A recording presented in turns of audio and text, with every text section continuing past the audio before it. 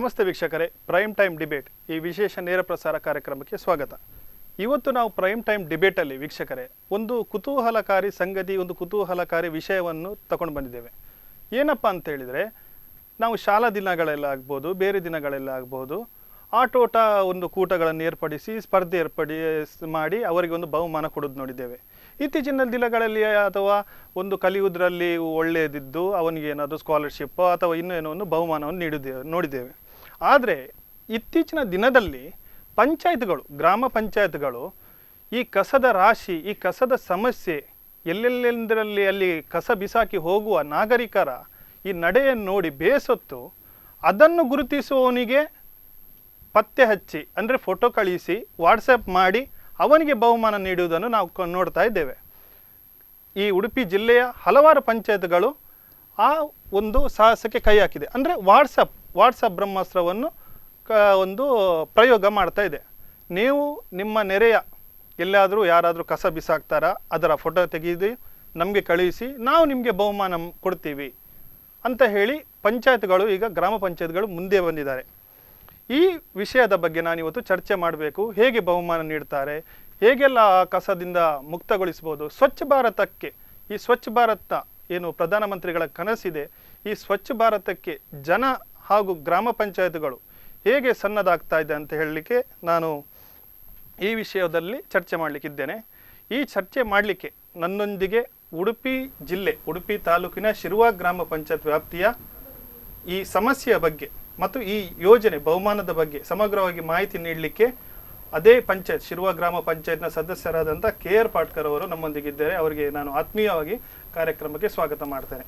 ಹಾಗೆಯೇ ಶಿರುವ ಗ್ರಾಮದ ಗ್ರಾಮಸ್ಥರಾದಂಥ, ಕಾಯಕದಲ್ಲಿ ಯೋಧ ಆಗಿದ್ದು ರಜೆಯಲ್ಲಿ ಊರಿಗೆ ಬಂದಾದಾಗ ಸ್ವಯಂ ಸೇವಕರಾಗಿ ಸ್ವಚ್ಛ ಭಾರತ್ನ ಯೋಜನೆಗೆ ತಾನೂ ಕೂಡ ಸಕ್ರಿಯವಾಗಿ ಭಾಗವಹಿಸುವಂಥ ಯೋಧರಾದಂಥ ರಾಜೇಂದ್ರ ಪಾಟ್ಕರ್ ಅವರು ಕೂಡ ನಮ್ಮ ಸ್ಟುಡಿಯೋದಲ್ಲಿದ್ದಾರೆ. ಇಬ್ಬರಿಗೆ ನಾನು ಕಾರ್ಯಕ್ರಮಕ್ಕೆ ಸ್ವಾಗತ ಮಾಡ್ತೇನೆ. ಸರ್, ಮೊದಲಿಗೆ ನಾನು KR ಪಾಟ್ಕರಲ್ಲಿ ಕೇಳ್ತೇನೆ, ಏನು ಸರ್ ಇದೆಲ್ಲ ವಾಟ್ಸ್ಆ್ಯಪ್ ಅಸ್ತ್ರ, ಕಸ ಬಿಸಾಕುವವರ ಫೋಟೋ ತೆಗೆದು ನಾನು ನಿಮಗೆ ಕಳಿಸಿದ್ರೆ ನೀವು ನನಗೆ ಬಹುಮಾನ ಕೊಡ್ತೀರಿ, ಏನು ಈ ವಿನೂತನ ಯೋಜನೆ, ಏನು ಬಗ್ಗೆ?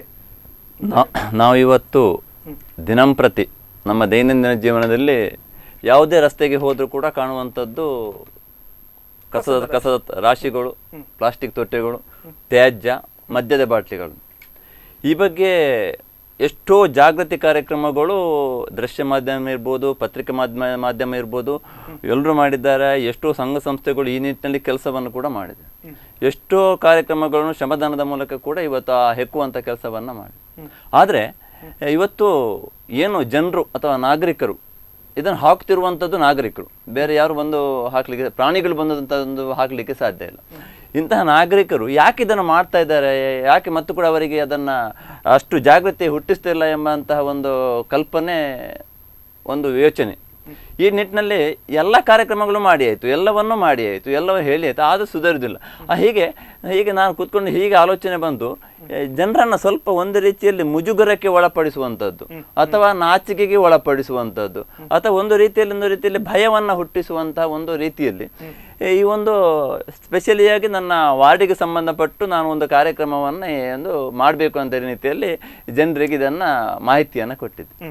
ವಿಷಯ ಇಷ್ಟೇ, ಏನು ಇವತ್ತು ರಸ್ತೆ ಬದಿಯಲ್ಲಿ ಕಸವನ್ನು ಬಿಸಾಡ್ತಾರೆ, ಅವರ ಮಾಹಿತಿಯನ್ನು ಕೊಟ್ಟರೆ, ಅವರದ್ದು ಮಾಹಿತಿ ನಮಗೆ ಕೊಟ್ಟರೆ ಅಂತ ಹೇಳಿದ್ರೆ ಅವರಿಗೆ ನೇರವಾಗಿ 500 ರೂಪಾಯಿಯನ್ನ ನಗದು ಬಹುಮಾನವನ್ನು ಕೊಡ್ತೇನೆ. ಅಂದ್ರೆ ಕಸ ಹಾಕುವವರ ಮಾಹಿತಿಯನ್ನು ಬೇರೊಬ್ಬ ಕೊಡಬೇಕು.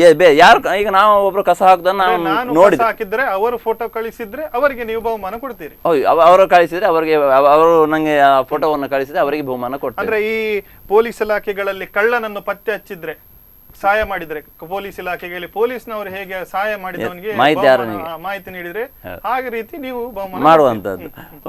ಮತ್ತು ಫೋಟೋವನ್ನ ಕೊಟ್ರೆ, ಆಕ್ಚುಲಿ ಕಸ ಬಿಸಾಡುವಂತ ಸಂದರ್ಭದಲ್ಲಿ ಫೋಟೋ ತೆಗಿಬೇಕಂದ್ರೆ ಅಷ್ಟು ಅಲರ್ಟ್ ಆಗಿರ್ಬೇಕಾಗ್ತದೆ.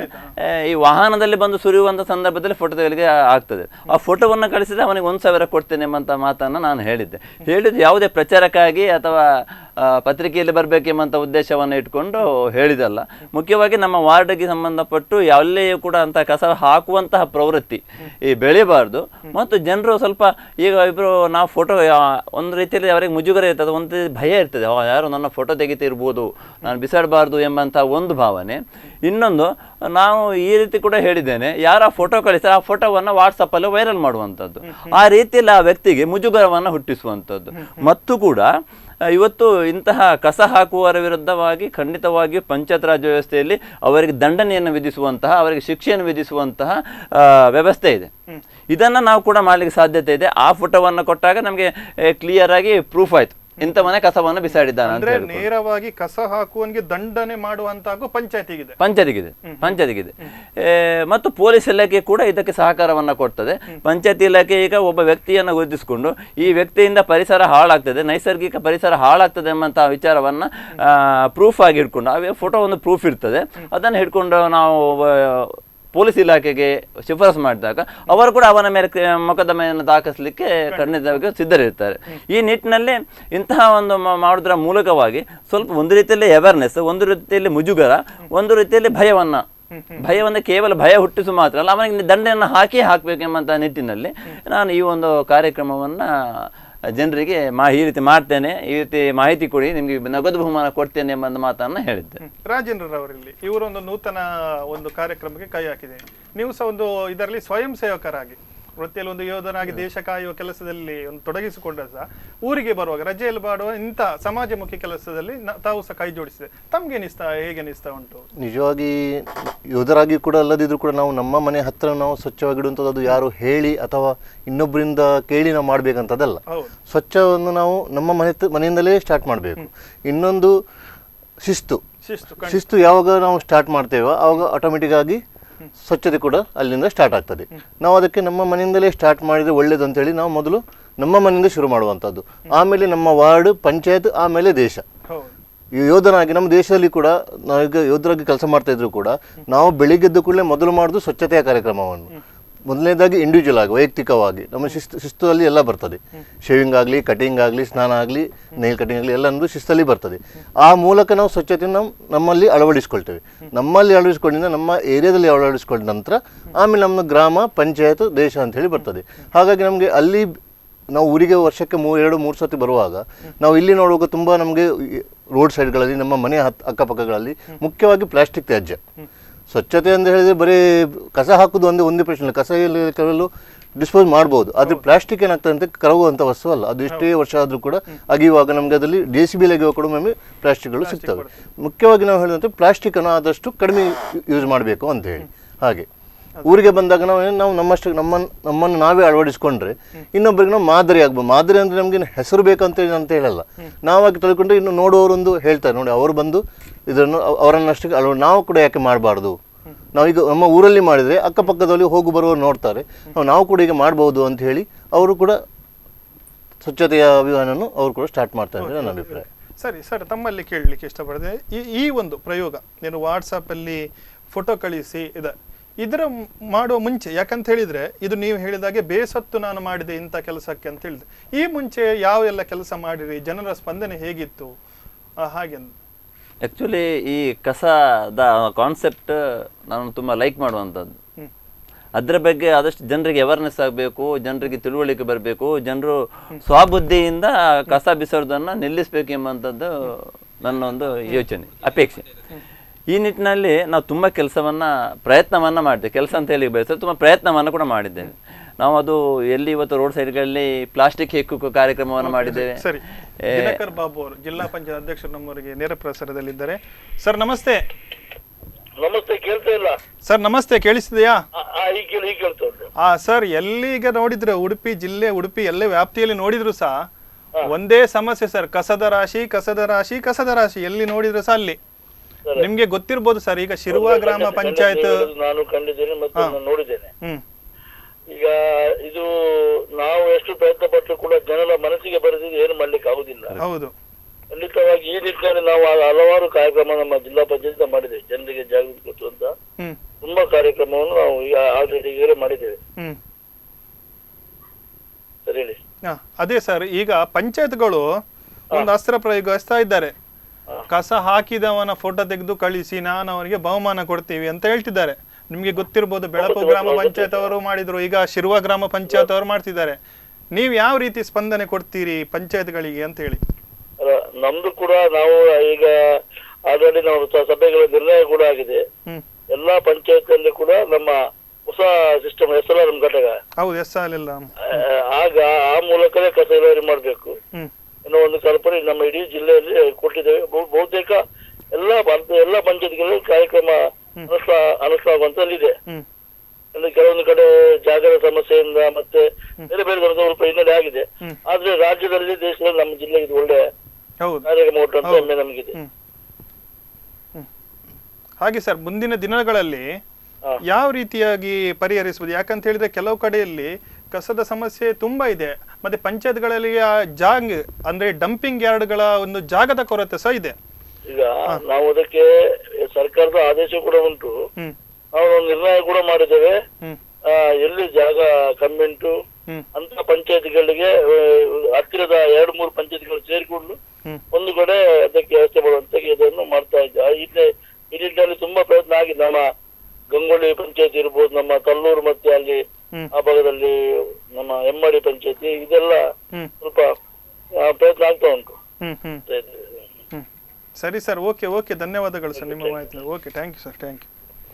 ಜಿಲ್ಲಾ ಪಂಚಾಯತ್ ಅಧ್ಯಕ್ಷರು ದಿನಕರ್ ಅವರು ಸಾಕಷ್ಟು ಸಹ ಒಂದು ಜಿಲ್ಲೆಗೇನೆ ನಮಗೆ ಸ್ವಚ್ಛ ಉಡುಪಿ ಅಂತ ಹೇಳಿ ಪುರಸ್ಕಾರ ಬಂದೆ. SLRM ಒಂದು ಯೋಜನೆ ಮುಖಾಂತರನೇ ಸಾಕಷ್ಟು ಮಾಹಿತಿ. ಸರ್, ತಾವು ಹೇಳ್ತಾ ಇದ್ರಿ ಪಂಚಾಯತ್ ಇದರ ಬಗ್ಗೆ, ಯೋಜನೆ ಬಗ್ಗೆ, ಅದೇ ಈ ಹಿಂದಿನ ಮಾಡಿದ ಆ ಪ್ಲಾಸ್ಟಿಕ್ಗಳನ್ನ ಅಥವಾ ತ್ಯಾಜ್ಯವನ್ನ ನಾವು ಹೆಕ್ಕುವಂತ ಒಂದು ಕಾರ್ಯಕ್ರಮ ಮಾಡಿದ್ವಿ. ಪ್ಲಾಸ್ಟಿಕ್ ಹೆಕ್ಕುವ ಕಾರ್ಯಕ್ರಮ ಅಂತ ಮಾಡಿದ್ದೇವೆ.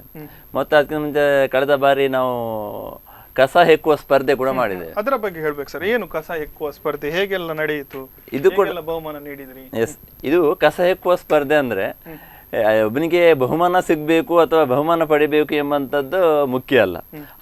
ಅವೇರ್ನೆಸ್ ಬರಬೇಕು ಜನರಿಗೆ.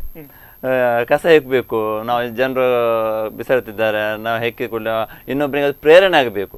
ನಾವು ಕಸ ಹಾಕಬಾರ್ದು, ಅವ್ರು ಹೆಕ್ಕುದು ನಾವು ಬಿಸಾಡುದು ಮಾಡಬಾರ್ದು ಎಂಬಂತ ಒಂದು ನಿಟ್ಟಿನಲ್ಲಿ ಈ ಒಂದು ಕಸ ಹೆಕ್ಕುವ ಸ್ಪರ್ಧೆ. ಯಾರು ಜಾಸ್ತಿ ಕಸ ಹೆಕ್ತಾರೆ ಅವರಿಗೆ ಪ್ರೈಸ್ ಅಂತ ಹೇಳಿ ಗ್ರಾಮಸ್ಥರೇ ನಾವಂದ್ರೆ ಒಂದು 2-3 ಸಂಘ ಸಂಸ್ಥೆಗಳನ್ನ ಒಟ್ಟು ಮಾಡಿಕೊಂಡು ಸುಮಾರು ಒಂದು 2 ಕಿಲೋಮೀಟರ್ ಉದ್ದದ ಎರಡೂ ಬದಿ ರಸ್ತೆಗಳ ಒಂದು ಅವನಿಗೆ ಒಂದು ಆಸಕ್ತಿ ಬರ್ತದೆ. ನಾವು ಹೆಕ್ಕುದು ಅಷ್ಟೇ ಕ್ಲೀನ್ ಆಗಿ ಹೋಗ್ತಾ ಇರ್ತದೆ. ಕಸವನ್ನು ಹೆಕ್ತಾರೆ ಅವರು, ಕಸ ಹೆಕ್ಕಿದ್ದಾರೆ. ಮತ್ತು ಶಾಲಾ ಮಕ್ಕಳು ಕೂಡ ಅದರಲ್ಲಿ ಭಾಗವಹಿಸಿದ್ರು. ನಾವು ಅದನ್ನು ನಮ್ಮ ಜಿಲ್ಲಾ ಪಂಚಾಯತ್ ಸದಸ್ಯರ ಮುಖಾಂತರವಾಗಿ ಅವರಿಗೆ ಬಹುಮಾನವನ್ನು ಕೂಡ ಅಲ್ಲಿ ಒಂದು ಬದಿಯಲ್ಲಿ ಸ್ಟಾರ್ಟ್ ಮಾಡಿದ್ರೆ ಎಲ್ಲಿ ಎಂಡ್ ಮಾಡಬೇಕು ಅನ್ನೋ ಪಾಯಿಂಟ್ ಇಟ್ಟಿದ್ದೇವೆ. ಅಲ್ಲೇ ಒಂದು ಸಣ್ಣ ಕಾರ್ಯಕ್ರಮ, ಬಹುಮಾನ ವಿತರಣೆ ಕಾರ್ಯಕ್ರಮ, ಅವರಿಗೆ ನಗದು ಬಹುಮಾನವನ್ನು ಕೂಡ ನೀಡಿದ್ದೆವು. ಅಲ್ಲಿ ಉದ್ದೇಶ ಇಷ್ಟೇ, ಜನರಲ್ಲಿ ಸ್ವಲ್ಪ ಅವೇರ್ನೆಸ್ ಬರಬೇಕು, ಕಸ ಹೆಕ್ಕಬಾರ್ದು. ಒಂದು ಒಳ್ಳೆ ರೀತಿಯ ಕೆಲಸ ಆಗಿತ್ತು ಅದು. ಒಂದು ರೀತಿಯ ಹೊಸ ರೀತಿಯ ಪ್ರಯೋಗಗಳನ್ನು ಮಾಡೋದ್ರ ಮೂಲಕವಾಗಿ ಜನರಿಗೆ ಸ್ವಲ್ಪ ಅವೇರ್ನೆಸ್ ಹುಟ್ಟಬೇಕು ಎಂಬಂಥ ವಿಚಾರ. ಮತ್ತು ಮುಖ್ಯವಾಗಿ ನಾನು ಹೇಳುವಂಥದ್ದಂದರೆ ಪ್ಲಾಸ್ಟಿಕ್ಕನ್ನು, ದಯವಿಟ್ಟು ಪ್ಲಾಸ್ಟಿಕ್ಕನ್ನು ಬಳಕೆಯನ್ನು ಕಮ್ಮಿ ಮಾಡಬೇಕು. ನಾವು ಯಾವಾಗ ನಾವು ಪ್ಲಾಸ್ಟಿಕ್ ಬಳಕೆಯನ್ನು ಕಮ್ಮಿ ಮಾಡ್ತೇವೆ ಆಗ ಆಟೋಮೆಟಿಕಲಿ 50% ತ್ಯಾಜ್ಯ ಬರುವಂಥದ್ದಾಗಲಿ ಕಸ ಆಗುವಂಥದ್ದಾಗಲಿ ಕಮ್ಮಿ ಆಗ್ತದೆ. ಸರ್, ನೀವು ಪ್ಲಾಸ್ಟಿಕ್ ಕಮ್ಮಿ ಮಾಡಿ ಹೇಳುವಾಗ ನನ್ನ ಒಂದು ಪ್ರಶ್ನೆ ಇದೆ, ಸಾಮಾನ್ಯ ಜನರಲ್ಲಿರುವ ಪ್ರಶ್ನೆ ಅದೇ. ನೀವು ಪ್ಲಾಸ್ಟಿಕ್ ಕಮ್ಮಿ ಮಾಡಿ ಹೇಳ್ತೀರಿ, ಮೊದಲು ಪ್ಲಾಸ್ಟಿಕ್ ಪ್ರೊಡಕ್ಷನ್ ಕಂಪನಿಯನ್ನು ಬಂದ್ ಮಾಡಿ. ಬರುವ ಜನರಲ್ಲಿ ಮಾತು, ನಮ್ಮ ಕೈಗೆ ಪ್ಲಾಸ್ಟಿಕ್ ಸಿಗುದಿಲ್ಲ ಆದ್ರೆ ನಾನು ಹೇಗೆ ಉಪಯೋಗಿಸ್ತೇನೆ? ಸರಿ, ಇದೇ ಸಮಸ್ಯೆ ಎಲ್ಲರಲ್ಲಿ ಕಾಡುವ ಪ್ರಶ್ನೆ. ಪ್ರೊಡಕ್ಷನ್ ಅನ್ನು ನಿಲ್ಲಿಸಿ. ತುಂಬಾ ಮಂದಿ ಹೇಳ್ತಾರೆ, ಯಾಕೆ ಪ್ಲಾಸ್ಟಿಕ್ ಘಟಕಗಳನ್ನೇ ಸ್ಟಾಪ್ ಮಾಡ್ಲಿಕ್ಕೆ ಆಗುದಿಲ್ಲ ಮತ್ತು ವಿಚಾರವನ್ನು ತುಂಬಾ ಮಂದಿ ಕೇಳಿದ್ದಾರೆ, ತುಂಬಾ ಮಂದಿ ಮಾತಾಡಿದ್ದಾರೆ. ಅದರಲ್ಲಿ ಕೆಲವು ಅವರು ಏನು ಬಂಡವಾಳ ಹಾಕಿದ್ದಿರ್ಬೋದು ಅಥವಾ ಅಲ್ಲಿ ನಿರುದ್ಯೋಗ ಸಮಸ್ಯೆ ಉಂಟಾಗ್ಬೋದು, ಕೆಲಸ ಮಾಡ್ಕೊಂಡಿದ್ದವರಿಗೆ ಈ ನಿಟ್ಟಿನಲ್ಲಿ ಒಂದು ವ್ಯವಸ್ಥೆ ಆದರೆ, ಇನ್ನೊಂದು ವ್ಯವಸ್ಥೆ ನಾನು ಹೇಳುವಂಥದ್ದು ಯಾವುದೊಂದು ಕಾರಣಕ್ಕಾಗಿ ಬಂದ್ ಮಾಡಲಿಕ್ಕೆ ಸಾಧ್ಯನೇ ಇಲ್ಲ ಅಂತ ಹೇಳಿದ್ರೆ, ನಾವುಗಳು ಈಗ ಪ್ಲಾಸ್ಟಿಕ್ ಎಂಬುವಂಥದ್ದು ವಿಷಕಾರಿ ದುಷ್ಪರಿಣಾಮ ಬೀರುವಂಥದ್ದು ನಮ್ಮ ಮೇಲೆ, ನಮ್ಮ ಪ್ರಾಣಿಗಳ ಮೇಲೆ, ಸಾಕು ಪ್ರಾಣಿಗಳು ಎಲ್ಲರ ಮೇಲೆ ದುಷ್ಪರಿಣಾಮ ಬೀರುವಂಥದ್ದು ಖಂಡಿತವಾಗಿ ಎಲ್ರಿಗೂ ಗೊತ್ತಿದೆ. ಇವತ್ತು ಏನು ಭೂಮಿ ಇದೆ ಅದು ಕೂಡ ಮಣ್ಣಿಗೆ ಕೂಡ ಇವತ್ತು ಪ್ಲಾಸ್ಟಿಕ್ ದುಷ್ಪರಿಣಾಮ ಬೀರ್ತದೆ. ಅದು ಆ ಆಸಿಡ್ ದುಷ್ಪರಿಣಾಮ ಗಾಳಿಯಲ್ಲಿ ಸೇರಿ ಅದನ್ನು ಸುಡಬಾರ್ದು. ಸುಟ್ಟಿನ ಗಾಳಿ ನಮಗೆ ಮಾರಕವಾದಂತಹ ಕಾಯಿಲೆಗಳಿಗೆ ತುತ್ತಾಗಲಿಕ್ಕೆ ಚಾನ್ಸಸ್ ಇದೆ. ನಾನು ಹೇಳುವಂಥದ್ದು ಇಷ್ಟೇ, ಯಾವುದು ಒಂದು ವಸ್ತು ವಿಷ ಅಂತ ಹೇಳಿ ನಮಗೆ ಗೊತ್ತುಂಟು, ನಾವು ಅದನ್ನು ಮತ್ತೆ ಯಾಕೆ ಸ್ವೀಕರಿಸಬೇಕು? ಯಾಕೆ ಅದನ್ನು ಮತ್ತೆ ನಾವು ತಗೊಳ್ಬೇಕು? ಯಾಕೆ ಮತ್ತೆ ನಾವು ಅದನ್ನು ತಿನ್ಬೇಕು? ಆ ರೀತಿಯೇ ನಾನು ಹೇಳುವಂಥದ್ದು. ನಮ್ಮಲ್ಲೇ ನಾವು ಅದನ್ನು, ಅದು ವಸ್ತು ವಿಷ, ನಾವು ಅದನ್ನು ತಿನ್ನಬಾರ್ದು ಎಂಬಂತಹ ಮನೋಭಾವನೆ ನಮ್ಮಲ್ಲಿ ಬೆಳಿಬೇಕು. ಅವನು ಬಂದ್ ಮಾಡದೇ ಇರಲಿ, ನಾವು ತೆಗೆದುಕೊಳ್ಳಿದ್ರೆ ಮತ್ತೆ ಅವನು ಬಂದ್ ಮಾಡಲೇಬೇಕಲ್ಲ, ಅದು ಬಂದ್ ಮಾಡ್ತಾನೆ. ಅದೇನು ಆಡಳಿತಾತ್ಮಕ ವಿಚಾರ ಇರ್ಬೋದು, ಅಥವಾ ಅವನ ಹಾಕಿದ ಬಂಡವಾಳಕ್ಕೆ ಇರ್ಬೋದು, ಈ ರೀತಿಯಲ್ಲಿ ನಿರುದ್ಯೋಗ ಸಮಸ್ಯೆ ಆಗ್ತದೆ ಅಂತ ಹೇಳ್ಬೋದು. ಈ ರೀತಿಯಲ್ಲೆಲ್ಲ ಕೋರ್ಟಿಗೆ ಹೋದಂಥ ವಿಚಾರ ಕೂಡ ಇದೆ. ಈ ನಿಟ್ಟಿನಲ್ಲಿ ನಾನು ಹೇಳುವಂಥದ್ದು, ಅದು ವಿಷಯಕಾರಿ ವಸ್ತು ನಾವು ತಿನ್ನೋದು ಬೇಡ, ನಾವು ಮುಟ್ಟೋದು ಬೇಡ. ಆಗ ಆಟೋಮೆಟಿಕಲಿ ಅವ್ರು ಬಂದು ಮಾಡಲೇಬೇಕಾಗ್ತದೆ. ಈ ನಿಟ್ಟಿನಲ್ಲಿ ಪ್ರತಿಯೊಬ್ಬರು ಒಂದು ಪ್ರಜ್ಞಾವಂತ ನಾಗರಿಕರಾದ ಪ್ರತಿಯೊಬ್ಬರು ಕೂಡ ಇದನ್ನು ಅನುಸರಿಸಿದರೆ ಖಂಡಿತವಾಗಿ ಇದನ್ನು ತಡೆಗಟ್ಟಲಿಕ್ಕೆ ಸಾಧ್ಯ ಇದೆ. ಈಗ ಒಬ್ಬರು ನಾವು ಫಾರ್ ಎಕ್ಸಾಂಪಲ್ ಸಂತೆಗೆ ಹೋದರೆ ಒಂದು ಪ್ಲಾಸ್ಟಿಕ್ ಹಿಡ್ಕೊಂಡು ಹೋಗ್ತೇವೆ, ಬರುವಾಗ 5 ಪ್ಲಾಸ್ಟಿಕ್ ಹಿಡ್ಕೊಂಡು ಬರ್ತೇವೆ. ಯಾಕಂದರೆ ಇವತ್ತು ಸಂತೆಯಲ್ಲಿ ಸಿಸ್ಟಮ್ ಇದೆ, ಎಲ್ಲದಕ್ಕೂ ಒಂದೊಂದು ಪ್ಲಾಸ್ಟಿಕ್ ಹಾಕಿ ಕೊಡ್ತಾರೆ, ಇಷ್ಟು ತೆಳ್ಳಗಿನ ಪ್ಲಾಸ್ಟಿಕ್ ಕೊಡ್ತಾರೆ. ನಾವು 5 ಪ್ಲಾಸ್ಟಿಕ್ ಮನೆಗೆ ತಂದು ಬರ್ತೇವೆ. ಪ್ಲಾಸ್ಟಿಕ್ ಎಲ್ಲಿ ಹೋಗ್ತದೆ? ಬಳಕೆ ಮಾಡ್ಲಿಕ್ಕೆ ಆಗದಂತಹ ಪ್ಲಾಸ್ಟಿಕ್. ಹೌದು, ಮರುಬಳಕೆ ಮಾಡದ, ಹೌದು ಹೌದು, ಅಷ್ಟೇ. ಅದನ್ನ ನಾವು ಮತ್ತೆ ಮನೆಗೆ ತರ್ತೇವೆ. ನಾವು ಎಂತ ಮಾಡ್ತೇವೆ ಮತ್ತೆ ಮನೆಯಲ್ಲಿ? ಸುಡಬಾರ್ದು, ಅದನ್ನು ತುಂಬಾ ದುಷ್ಪರಿಣಾಮ, ನಮ್ಮ ಆರೋಗ್ಯದ ಮೇಲೆ ತುಂಬಾ ಪರಿಣಾಮ ಬೀರ್ತದೆ ಅದು. ಈ ರೀತಿಯಲ್ಲಿ ನಾನು ಹೇಳೋದು, ಪ್ಲಾಸ್ಟಿಕ್ ಬಳಕೆಯನ್ನ ಕಮ್ಮಿ ಮಾಡಿ. ಅದರ ಬದಲಿಗೆ ಇವತ್ತು ಬಟ್ಟೆ ಚೀಲಗಳು ನಾವು ಸಣ್ಣದಿರುವಾಗ ನೋಡಿದ್ದು ಇದೆ. ಎಲ್ಲ ನಾವು ಶಾಲೆಗೆ ಹೋಗ್ತಾ ಇರ್ಬೇಕಾದ್ರೆ ಪುಸ್ತಕಗಳು ಹಿಡ್ಕೊಂಡು ಬಟ್ಟೆ ಚೀಲ ಹೇಳ್ಕೊಂಡು ಹೋದು. ಇವತ್ತು ಏನಾಗಿದೆ ಅಂದ್ರೆ ಫ್ಯಾಷನ್ ಆಗಿದೆ. ಬಟ್ಟೆ ಚೀಲ ಹಿಡ್ಕೊಳ್ಳಿ ಕೆಲವ್ರಿಗೆ ನಾಚಿಕೆ ಆಗ್ತದ ಅಥವಾ ಏನಂತ ಗೊತ್ತಾಗ್ತಾ ಇಲ್ಲ. ಈ ಪ್ಲಾಸ್ಟಿಕನ್ನು ಹಿಡ್ಕೊಂಡು ಹೋಗೋದು, ಅದು ತರುವಂಥದ್ದು ಮಾಡ್ತಾ ಇದೆ. ನಾನು ಬಟ್ಟೆ ಚೀಲಗಳನ್ನ ಉಪಯೋಗಿಸಿಕೊಳ್ಳಿ, ಆದಷ್ಟು ಬಟ್ಟೆ ಚೀಲಗಳನ್ನು ಉಪಯೋಗಿಸಬೇಕಂತ ಇವತ್ತು ಆದಷ್ಟು ಅವೇರ್ನೆಸ್ಸನ್ನು ಕೊಡ್ತಾ ಇದೆ. ಅದರಿಂದ ಬಟ್ಟೆ ಚೀಲಗಳನ್ನ ಮತ್ತೆ ಉಪಯೋಗಿಸುವಂಥ, ಅದರಲ್ಲಿ ಯಾವುದೇ ನಾಚಿಕೆ ಬೇಡ, ಮುಜುಗರ ಬೇಡ. ಬಟ್ಟೆ ಚೀಲವನ್ನು ಹಿಡ್ಕೊಳ್ಳಿ, ಅದು ಮತ್ತೆ ನಾಳೆ ನಮಗೆ ತರಲಿಕ್ಕೆ ಆಗ್ತದೆ ಅದೇ ಚೀಲದಲ್ಲಿ. ಈ ರೀತಿಯಲ್ಲಿ ಅದನ್ನು ಮಾಡಿದರೆ ಈ ಪ್ಲಾಸ್ಟಿಕ್ ಬಳಕೆ ಸ್ವಲ್ಪ ಕಡಿವಾಣ ಹಾಕ್ಲಿಕ್ಕೆ ಚಾನ್ಸ್ ಇದೆ ಅಂತ ಹೇಳೋದು. ಸರಿ, ಒಂದು ಕರೆ ಇದೆ ಸರ್, ಯಾರು ನೋಡೋಣ. ಹಲೋ ಹಲೋ ಹಲೋ, ನಮಸ್ತೆ ಸರ್. ನಮಸ್ತೆ, ತಮ್ಮ ಹೆಸರು, ಎಲ್ಲಿಂದ? ನಾನು ಪ್ರಾಪರ್ ಮೂಡುಬಿದ್ರೆ. ಹೇಳಿ ಸರ್. ಮೂಡುಬಿದ್ರೆ ಈಗ ಇರೋದು? ಮಸ್ಕತ್ ಒಮ್ಮನಿಂದ. ಮಸ್ಕತ್ ಇಂದ. ಮಸ್ಕತ್ ಇಂದ ಕಾಲ್ ಮಾಡ್ತೀವಿ. ಹೇಳಿ ಸರ್, ಹೇಳಿ ಮಾತಾಡಿ. ನೋಡ್ತಾ ಇದ್ದೆ ನಾನು, ಫೇಸ್ಬುಕ್ ಅಲ್ಲಿ ನೋಡ್ತಾ ಇದ್ದೆ ಸರ್. ನಿಮ್ಮ ವಾಯ್ಸ್ ಬ್ರೇಕ್ ಆಗ್ತಿದೆ. ಹೇಳಿ ಸರ್, ಮಸ್ಕತ್ ಇಂದ ಹೇಳಿ ಸರ್. ಫೇಸ್ಬುಕ್ ನೋಡ್ತಿದ್ದೆ. ಖಂಡಿತ ಖುಷಿ ಆಯ್ತು ಸರ್, ಹೇಳಿ. ನೋಡ್ತಾ ಇದ್ದೇನೆ ಪ್ರೋಗ್ರಾಮ್. ಅದೇ ಜನರಿಗೆ ಬುದ್ಧಿ ಇರ್ಬೇಕು ಸರ್. ವಾಟ್ಸ್ಆಪ್ ಕಸ ಎಲ್ಲ ಬಿಸಾಡ್ತಾರಲ್ಲ ರೋಡ್ ಅಲ್ಲೆಲ್ಲ, ಇಲ್ಲೂ ಕೂಡ ತುಂಬಾ ಸಿಕ್ತಿದೆ ಈಗ. ನಾನು ಕಲ್ಪನೆ ಬಂದಿದ್ದೇನೆ ಅಲ್ಲ, ಇವತ್ತೇ ಒಂದು ಒಬ್ಬ ರೋಡ್ಗೆ ಗ್ಲಾಸ್ ಬಿಸಾಡ್ದ, 1,000 ರೂಪಾಯಿ ಫೈನ್ ಹಾಕಿದ ಡ್ರೈವರ್ಗೆ. ಇವತ್ತಾದ ಘಟನೆ ಇದು. ಆತರ ನಮ್ಮ ಊರಲ್ಲಿ ಅಂದ್ರೆ ಮಸ್ಕತ್ ಅಲ್ಲಿ ಅಷ್ಟು ಸ್ಟ್ರಿಕ್ಟ್ ಇದೆ ಅಂತ ಹೇಳುದು ತಾವು, ಕಸ ಹಾಕಿದವನಿಗೆ. ಹೌದು. ಈಗ ನಾನು ಇವತ್ತು ನಡೆದ ಇನ್ಸಿಡೆಂಟ್, ನಾನೀಗ ಡ್ಯೂಟಿ ಮಾಡಿ ನೈಟ್ ಅಲ್ಲಿ ಹೋಗುವಾಗ ಬಸ್ ಒಬ್ಬ ನಮ್ದು ಕೊಲ್ಲಿಗೆ ಟೀ ಕುಡಿದು ಔಟ್ಸೈಡ್ ಗ್ಲಾಸ್ ಇಂದ ಬಿಟ್ಟು ಡ್ರೈವರ್ ಫೈನ್ ಹಾಕ್ಬಿಟ್ಟಿದ್ದಾರೆ. ಅಂದ್ರೆ ಇದು ಇಂಡಿಯಾದಲ್ಲಿ ಯಾಕೆ ಆಗ್ತಿಲ್ಲ, ನಮ್ಮೂರಲ್ಲಿ ಯಾಕೆ ಆಗ್ತಿಲ್ಲ ಅಂತ ಹೇಳುದು ತಾವು. ಅದೇ ಬೇಜಾರಾಗ್ತಾ ಇದೆ, ಜನರಿಗೆ ಬುದ್ಧಿ ಇಲ್ಲ, ಗವರ್ಮೆಂಟ್ ಬುದ್ಧಿ ಇಲ್ವಾ ಅದು ಗೊತ್ತಿಲ್ಲ. ಮತ್ತೆ ರಾಜಕೀಯ, ಸರಿ ಹೇಳಿ ಸರ್, ಹೇಳಿ. ರಾಜಕೀಯ ಬಿಟ್ರೆ ಎಲ್ಲ ಸರಿ ಆಗುದು ಹೇಳಿ. ನಮ್ಮ ಭಾರತದ ಜನರಿಗೆ ಬುದ್ಧಿ ಇಲ್ಲ. Okay sir, okay. ಕರೆ ಮಾಡಿದ್ರು ದೂರದ ಮಸ್ಕತ್ ಇಂದ ಕಾಲ್ ಮಾಡಿದ್ರು. ಅವರು ಅಲ್ಲಿಂದ ಪ್ರೋಗ್ರಾಮ್ ನೋಡ್ತಿದ್ದಾರೆ. ಅವರು ಇವತ್ತಾದ ಇನ್ಸಿಡೆಂಟ್ ಅಂತ ಹೇಳ್ತಿದ್ದಾರೆ. ತನ್ನ ಕಲೀಗ್ ಪಕ್ಕದೇವನು ಕಾಫಿ ಕುಡಿದು ಒಂದು ಕಪ್ಪು ಬಿಸಾಕಿದ, ಅಲ್ಲಿ ಇಮಿಡಿಯೇಟ್ ಬಂದು 1,000 ರೂಪಾಯಿ ಫೈನ್ ಹಾಕಿದ್ರು. ಹಾಗೆ ಇನ್ನಷ್ಟು ಚರ್ಚೆ ಮಾಡೋಣ ಸರ್ ಒಂದು ವಿರಾಮದ ನಂತರ. ವೀಕ್ಷಕರೇ, ಕಸದ ಸಮಸ್ಯೆ ತುಂಬಾನೇ ಕಾಡ್ತಾ ಇದೆ. ಇದರ ಬಗ್ಗೆ ಇನ್ನಷ್ಟು ವಿಶ್ಲೇಷಣೆ ಮಾಡೋಣ.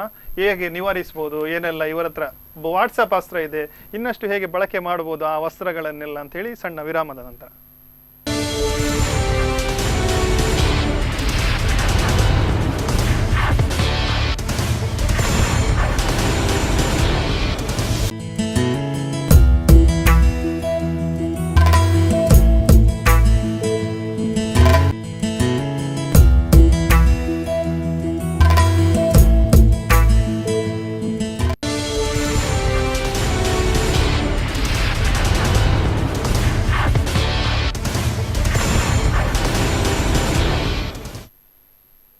ಪ್ರೈಮ್ ಟೈಮ್ ಡಿಬೇಟ್, ಈ ವಿಶೇಷ ನೇರ ಪ್ರಸಾರ ಕಾರ್ಯಕ್ರಮ ಮತ್ತೊಮ್ಮೆ ಸ್ವಾಗತ ವೀಕ್ಷಕರೇ. ವಾಟ್ಸಪ್ ಅಸ್ತ್ರ ಕಸದ ಬಗ್ಗೆ ಪಂಚಾಯತ್ನಿಂದ ಒಂದು ವಾಟ್ಸಪ್ ಹಸಿರು ತಯಾರಾಗಿದೆ, ಹೇಗೆಲ್ಲ ಪ್ರಯೋಗ ಮಾಡ್ತಿದ್ದಾರೆ, ಕಸದ ಸಮಸ್ಯೆಯಿಂದ ಜನರನ್ನು ಹೇಗೆ ವಿಮುಕ್ತಿಗೊಳಿಸಬಹುದು, ಇದರ ಬಗ್ಗೆ ಚರ್ಚೆ ಮಾಡ್ತಿದ್ದೆ. ಅತಿಥಿಗಳನ್ನು ಮತ್ತೊಮ್ಮೆ ಸ್ವಾಗತ ಮಾಡ್ತೀನಿ.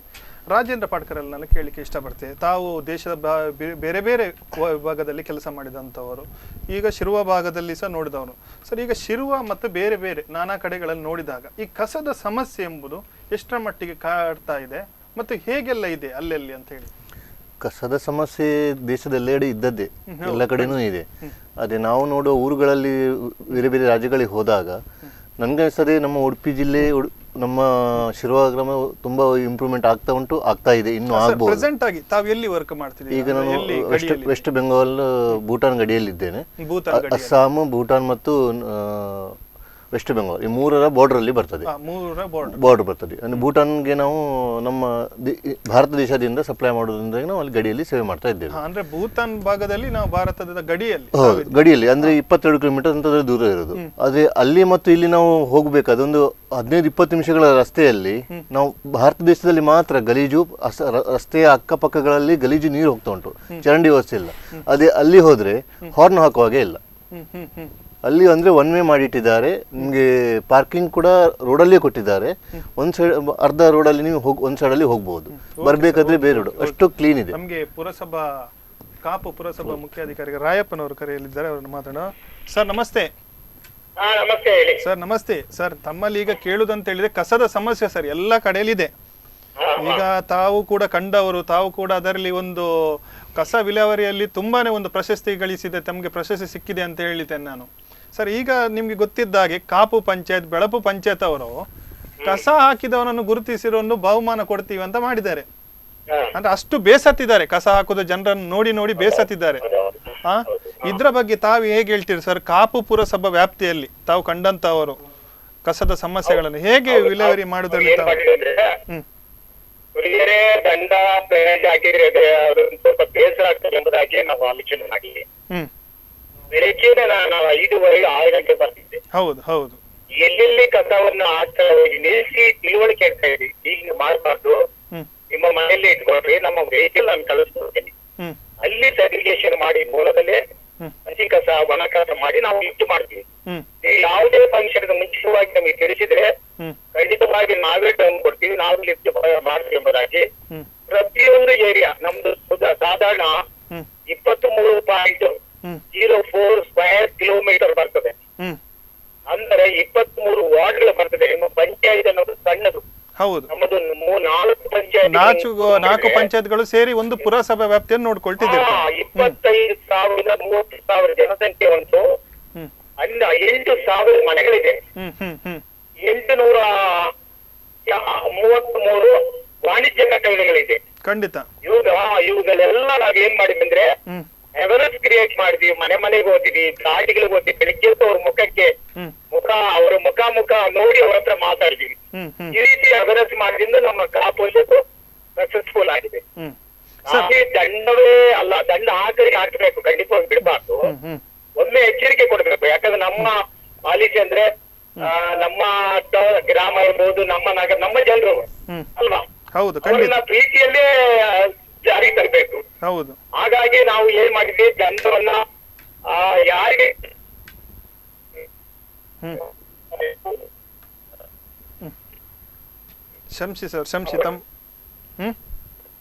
ಶಂಸಿ ಆಡಿಯೋ ಕಟ್ ಆಯ್ತು, ಅವರ ಕರೆ ಕನೆಕ್ಟ್ ಆಗ್ತಾ ಇಲ್ಲ. ಸರಿ ಸರ್, ತಾವು ಹೇಳ್ತಾ ಇದ್ದೀವಿ ಗಡಿಭಾಗದ ವಿಷಯದ. ಗಡಿಭಾಗದಲ್ಲಿ ಹೌದು, ನಾವು ನಮ್ಮ ದೇಶದಲ್ಲಿ ಮತ್ತು ಅಲ್ಲಿ ಹೋಗ್ಬೇಕಾದ್ರೆ 15-20 ಕಿಲೋಮೀಟರ್ ದೂರದಲ್ಲಿ ನಾವು ನೋಡ್ತೇವೆ.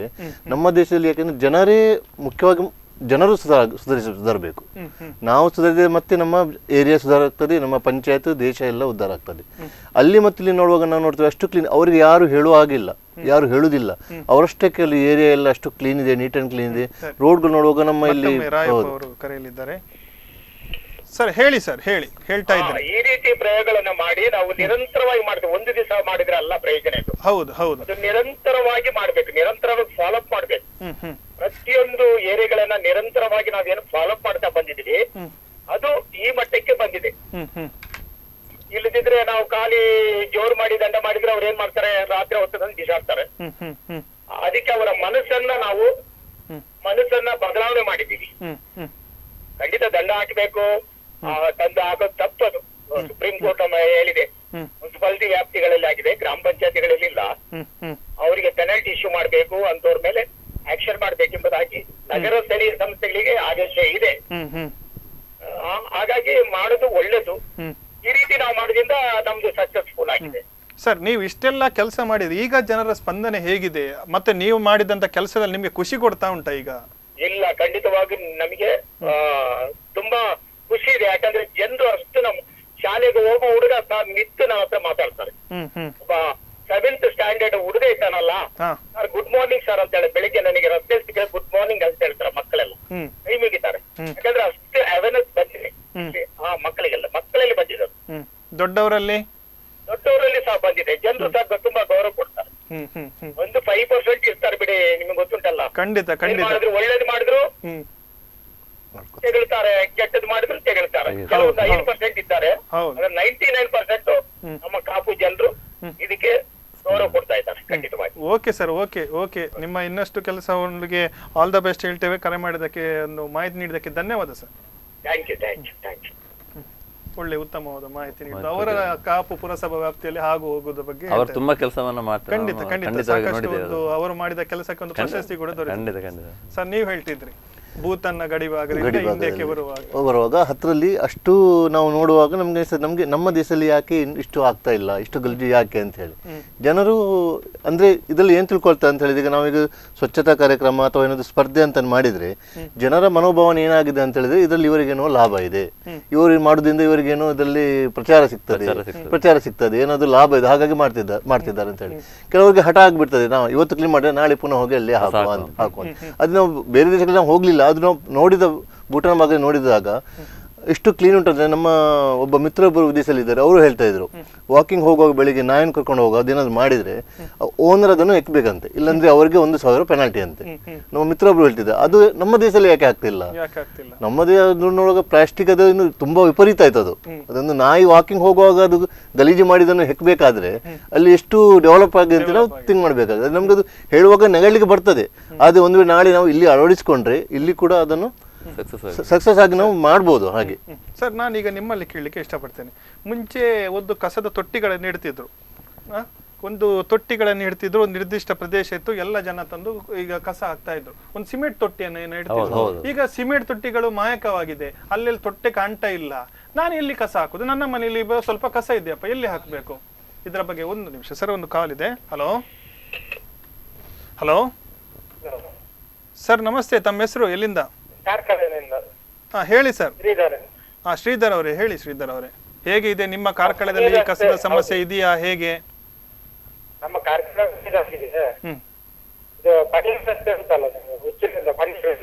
ಯಾವುದು ಸರ್? ಎಲ್ಲೂರು ಪಣಿಯೂರು ರಸ್ತೆ, ಉಚ್ಚಿಲ. ಸರ್, ತಮ್ಮ ವಾಯ್ಸ್ ಕೇಳ್ತಾ ಇಲ್ಲ, ಬ್ರೇಕ್ ಆಗ್ತಿದೆ ವಾಯ್ಸ್. ಪಣಿಯೂರು ಭಾಗದಲ್ಲಿ, ಉಚ್ಚಿಲದಲ್ಲಿ, ರಸ್ತೆ ಭಾಗದಲ್ಲಿ ಕಸ ತುಂಬಾ. ಹೌದೌದು, ಅಲ್ಲಿ ತುಂಬಾ ಕಚರ ಹಾಕಿ ಬಿಟ್ಟಿದ್ದಾರೆ.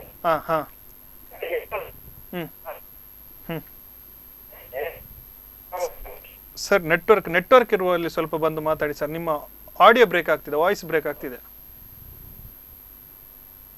ಶ್ರೀಧರ್ ಅವರೇ, ಹೇಳಿ ಸರ್, ಹೇಳಿ.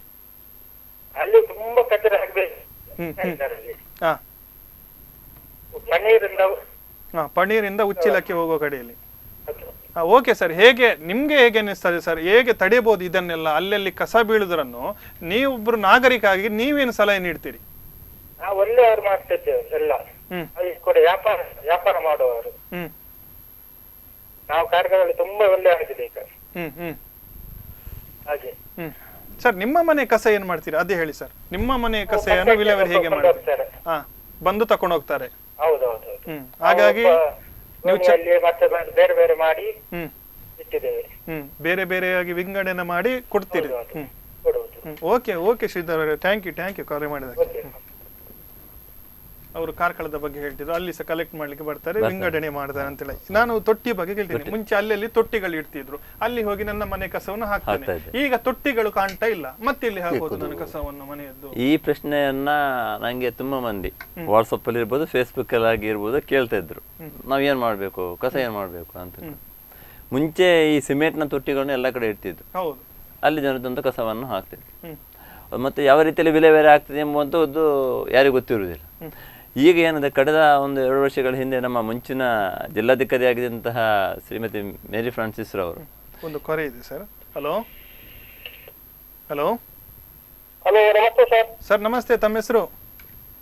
ಶ್ರೀಪತಿ ಪಾಟ್ಕರ್, ದುಬೈಯಿಂದ. ದುಬೈ. ಹೇಳಿ ಸರ್, ಹೇಳಿ, ಮಾತಾಡಿ. ಅದೇ ಸ್ವಚ್ಛ ಭಾರತದ ಬಗ್ಗೆ, ಸ್ವಚ್ಛತೆಯ ಬಗ್ಗೆ ಸ್ವಲ್ಪ ಕೇಳಿದ್ದೆ. ಹೇಳಿ ಹೇಳಿ. ಯಾಕಂದ್ರೆ ಇಲ್ಲಿ ಕಸ ವಿಲೇವಾರಿಯ ಬಗ್ಗೆ ಅವರು ಮಾತಾಡ್ತಾ ಇದ್ರು. ಹೌದು, ಖಂಡಿತ ಅದೇ ಈಗ ಟಾಪಿಕ್ ಅಂತ ತಗೊಂಡಿದ್ದೆ. ಎಲ್ಲಿ ನೋಡಿದ್ರು ಸಹ ಕಸದ ರಾಶಿಗಳು. ಆದ್ರೆ ಅದಕ್ಕೆ ತಕ್ಕಂತ ವ್ಯವಸ್ಥೆ ಇಲ್ಲದಿರುವುದೇ ನಮ್ಮಲ್ಲಿ, ಮೂಲಭೂತ ವ್ಯವಸ್ಥೆ ಇಲ್ಲದೆ ಕಸದ ಸ್ವಚ್ಛತೆಯ ಬಗ್ಗೆ ಮಾತಾಡಬೇಕಾದ್ರೆ ನಾವು ಮೊದಲು ಅದರ ಬಗ್ಗೆ ವ್ಯವಸ್ಥೆಯನ್ನು ಮಾಡ್ಬೇಕಾಗ್ತದೆ.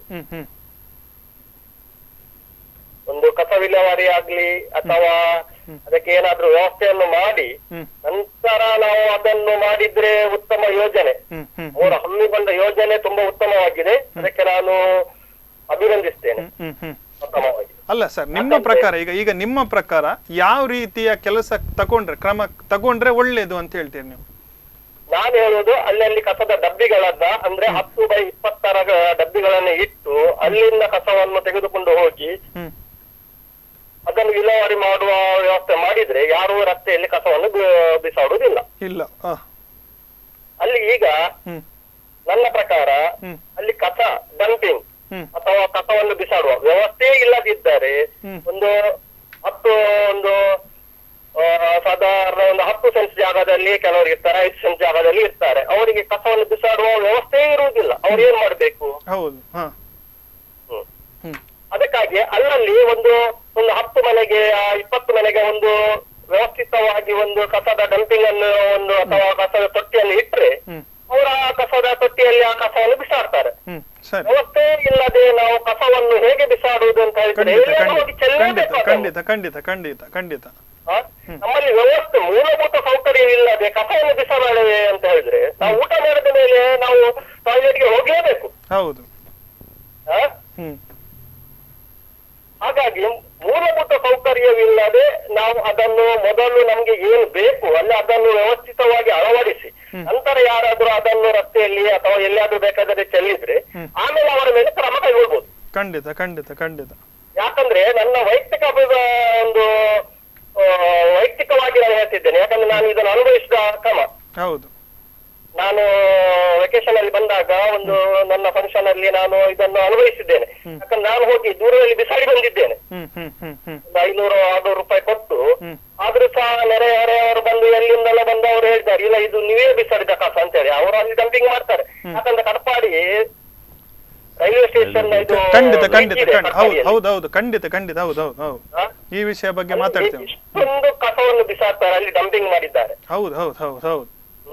ನಾನೊಂದು ಕೇವಲ ಉದಾಹರಣೆಗೆ ಹೇಳ್ತಿದ್ದೇನೆ, ಕಟ್ಪಾಡಿ ಅಂತ ಹೇಳಿ ಅಲ್ಲಿ. ಹೌದೌದು, ಗೊತ್ತಾಯ್ತು.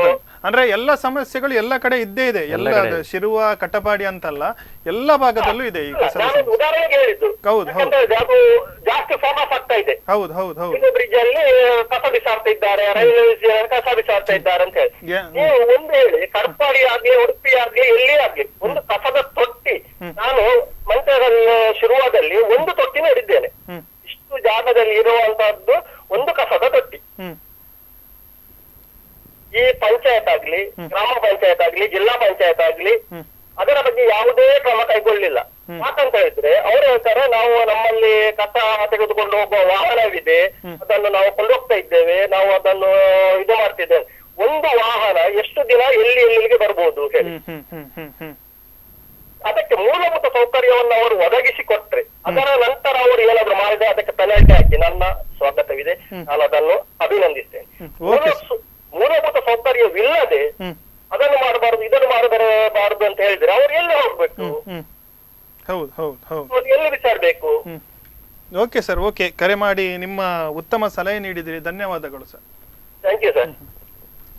ಅವರು ಹೇಳಿದ ಹಾಗೆ ಒಂದು ಸಾಮಾನ್ಯ ನಾಗರಿಕನ ದೃಷ್ಟಿಯಿಂದ ಅವರು ನೋಡ್ತಾ ಇದ್ದಾರೆ, ಮಾತಾಡ್ತಿದ್ದಾರೆ. ನನ್ನ ಹತ್ರ ಒಂದು 3 ಸೆನ್ಸ್ ಜಾಗದಲ್ಲಿ ಇದ್ದೇನೆ ಅಥವಾ 5 ಸೆನ್ಸ್ ಜಾಗದಲ್ಲಿ ವಾಸ ಇದ್ದೇನೆ, ನನ್ನ ಹತ್ರ ಕಸ ಹಾಕ್ಲಿಕ್ಕೆ ಸಾಕಷ್ಟು ಜಾಗ ಇಲ್ಲ, ನೀವು ಏನೋ ತೊಟ್ಟಿಗಳಿದ್ರೆ ಅದನ್ನು ಸಹ ತೆರವು ಮಾಡಿದ್ರಿ, ಅದು ಈಗ ಕಾಣ್ತಲ್ಲ. ಯಾಕೆಗೋಸ್ಕರ ಸರ್ ಆ ತೊಟ್ಟಿಗಳು ಕಾಣ್ತಾ ಇಲ್ಲ? ಅವ್ರು ಹೇಳಿದ ಹಾಗೆ ಕಟಪಾಡಿ, ಶಿರುವ ಮತ್ತು ಇನ್ನೇಳು ಅವರು ಕಂಡಂತೆ ಒಂದೇ ಒಂದು ತೊಟ್ಟಿ ಇದೆ, ಜನ ಎಲ್ಲಿ ಹೋಗಿ ಕಸ ಹಾಕುದು? ಹಾಗಾದ್ರೆ ಮುಖ್ಯವಾಗಿ ನಮಗೆ ಬದ್ಧತೆ ಬೇಕು. ನನ್ನ ಮನೆ ನನ್ನ ಪರಿಸರ ಎಂಬಂತಹ ಬದ್ಧತೆ ಬೇಕು. ಕಸದ ತೊಟ್ಟಿ ಇದ್ರೆ ಮಾತ್ರ ಕಸದ ಸಮಸ್ಯೆ ಪರಿಹಾರ ಅಲ್ಲ. ಕಸ ತೊಟ್ಟಿಯನ್ನ ಈ ಹಿಂದೆ ನಮ್ಮ ಜಿಲ್ಲಾಧಿಕಾರಿಯವರು ನಮಗೆ ಆದೇಶಿಸಿದ್ರು, ಕಸ ತೊಟ್ಟಿಯನ್ನೆಲ್ಲ ತೆರವು ಮಾಡಿ ಅಂತೇಳಿ. ಕರೆಕ್ಟ್. ಯಾಕಂತಂದ್ರೆ ಒಬ್ಬ ವ್ಯಕ್ತಿಗೆ ಜವಾಬ್ದಾರಿ ಬರ್ಬೇಕಂತ ಹೇಳಿ ಆದ್ರೆ ಬರ್ಬೇಕೆಂಬ ನಿಟ್ಟಿನಲ್ಲಿ ಅವನಲ್ಲಿ ಅವೇರ್ನೆಸ್ ಬರ್ಬೇಕೆಂಬ ನಿಟ್ಟಿನಲ್ಲಿ ಈ ಒಂದು ಆದೇಶವನ್ನು ಕೊಟ್ಟಿದ್ರು. ನಾವೊಂದು ಕಸ ತೊಟ್ಟಿದೆ, ನಾನು ಹೋಗ್ತೇನೆ, ಕಸವನ್ನು ಬಿಸಾಡ್ತೇನೆ, ಮನೆಗೆ ಹೋಗ್ತೇನೆ, ನಂದು ಕೆಲಸ ಮುಗಿಯಿತು. ಅದರಿಂದ ಮತ್ತೆ ಅಲ್ಲೇ ಎಷ್ಟು ಸಮಸ್ಯೆಗಳು ಉದ್ಭವ ಆಗ್ಬೋದು, ಅಲ್ಲಿ ಏನು ಕಾಯಿಲೆಗಳಿಗೆ ಮಾರಕವಾದಂತಹ ಸಮಸ್ಯೆ ಬರ್ಬೋದು, ಪ್ರಾಣಿ ಪಕ್ಷಿಗಳು ಬಂದು ಅದನ್ನು ತಿನ್ಬೋದು, ಆಗ ಅವುಗಳ ಜೀವನಕ್ಕೆ ಅದು ದುಷ್ಪರಿಣಾಮವನ್ನು ಬೀರ್ಬೋದು. ಈ ನಿಟ್ಟಿನಲ್ಲಿ ಆ ಕಸ ತೊಟ್ಟಿಯನ್ನು ತೆರವು ಮಾಡುವಂಥದ್ದು ಕೆಲಸವನ್ನ ಮುಂಚೆ ನಮ್ಮ ಪಂಚಾಯತಲ್ಲಿ ಕೂಡ ಎಲ್ಲ ಕಡೆ ಕಸ ತೊಟ್ಟಿಗಳಿದ್ದು ಎಲ್ಲ ಕಡೆ ತೆರವು ಮಾಡಿದೆ. ಖಾಲಿ ಶಿರುವ ಪಂಚಾಯತ್ ಎಲ್ಲ ಪಂಚಾಯತ್ಗಳಲ್ಲಿ ಇವತ್ತು ಕಸ ತೊಟ್ಟಿಯನ್ನು ಇಡಲೇಬಾರ್ದು ಎಂಬಂತಹ ನಿಟ್ಟಿನಲ್ಲಿ ವ್ಯವಸ್ಥೆಯನ್ನು ಮಾಡಿದ್ದಾರೆ. ಪರ್ಯಾಯ ವ್ಯವಸ್ಥೆ ಏನು ಎಂಬುವಂಥದ್ದು ಇವತ್ತು ಅವರು ಹೇಳಿದರು, ಒಂದು ವಾಹನ ಅಂತೇಳಿ. ಇವತ್ತು ಪ್ರತಿಯೊಂದು ಗ್ರಾಮ ಪಂಚಾಯತ್ ವ್ಯವಸ್ಥೆಯಲ್ಲಿ ಕೂಡ ಪ್ರತಿಯೊಂದು ಗ್ರಾಮಗಳಲ್ಲಿ ಸ್ವಚ್ಛ ಭಾರತ್ ಮಿಷನ್ ಅಂಡರಲ್ಲಿ ಎಲ್ಲ ಹೆಚ್ಚಿನ ಪಂಚಾಯತ್ಗಳಲ್ಲಿ ವಾಹನವನ್ನು ಒದಗಿಸಿದ್ದಾರೆ. ಇವತ್ತು ನಮ್ಮ ಗ್ರಾಮ ಪಂಚಾಯತಿಯಲ್ಲಿ ಕೂಡ ಇವತ್ತು ಒಂದು ವಾಹನ ದಿನಂಪ್ರತಿ ಎಲ್ಲ ರಸ್ತೆಗಳು ಮುಖ್ಯ ರಸ್ತೆಗಳಲ್ಲಿ ಓಡಾಡ್ತಾ ಇದೆ. ಮತ್ತು ಒಂದು 50 ರೂಪಾಯಿ ಕೊಟ್ಟು ನನ್ನ ದಿನನಿತ್ಯದ ಕಸವನ್ನ ಕೊಂಡೋಗುವ ಒಂದು ವ್ಯವಸ್ಥೆ ಮಾಡ್ತಾರೆ. ಖಾಲಿ ಕೊಂಡೋಗಿ ಡಂಪ್ ಮಾಡ್ತಿಲ್ಲ, ಅಲ್ಲಿ ಸೈಗ್ರಿಫಿಕೇಶನ್ ಮಾಡ್ತಾನೆ. SLRM ಘಟಕದ ಮುಖಾಂತರವಾಗಿ ಅದನ್ನ ಬೇರೆ ಬೇರೆ ರೀತಿಯಲ್ಲಿ ಅದನ್ನು ಸೈಗ್ರಿಫಿಕೇಶನ್ ಮಾಡಿಕೊಂಡು ಅದರ ವ್ಯವಸ್ಥೆಯನ್ನ ಮಾಡ್ತಾ ಇದ್ದಾರೆ. ಇದರ ಬಗ್ಗೆ ಇನ್ನಷ್ಟು ನಾನು ನಿಮ್ಮೊಂದಿಗೆ ಕೇಳಲಿಕ್ಕೆ ಚರ್ಚೆ ಮಾಡ್ಲಿಕ್ಕೆ ಇಷ್ಟಪಡ್ತೀನಿ ಒಂದು ವಿರಾಮದ ನಂತರ. ವೀಕ್ಷಕರೇ, ಇನ್ನಷ್ಟು ಈ ಕಸದ ಸಮಸ್ಯೆ, ಕಸದ ರಾಶಿ ಬಗ್ಗೆ ಇನ್ನಷ್ಟು ಚರ್ಚೆ ವಿಶ್ಲೇಷಣೆ ಮಾಡೋಣ ಒಂದು ಪುಟ್ಟ ವಿರಾಮದ ನಂತರ.